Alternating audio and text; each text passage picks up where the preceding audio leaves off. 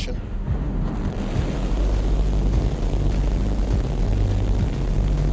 We have liftoff.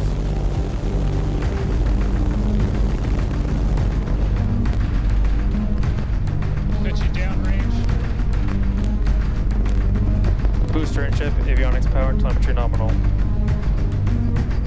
Systems looking good. We're just passing through the period of maximum dynamic pressure. Reach separation. Successful hot staging separation.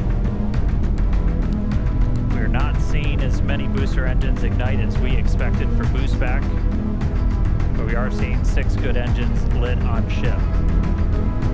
It looks like we just had an early boost back shutdown. Again, a reminder, the booster was planned to essentially head into the Gulf for a splashdown, but it has shut its engines down early on into boost back.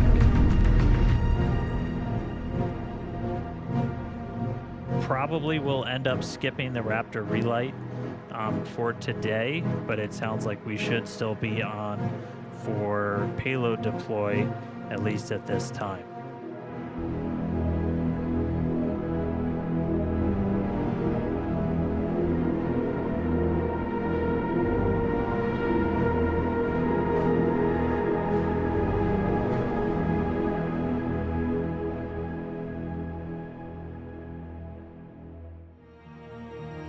As you see on your screen, currently the ship is re-entering the Earth's atmosphere.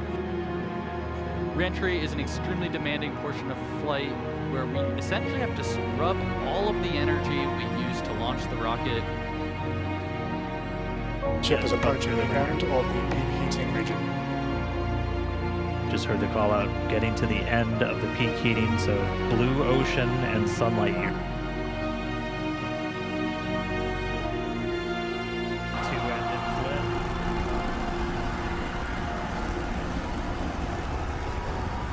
Successful flip.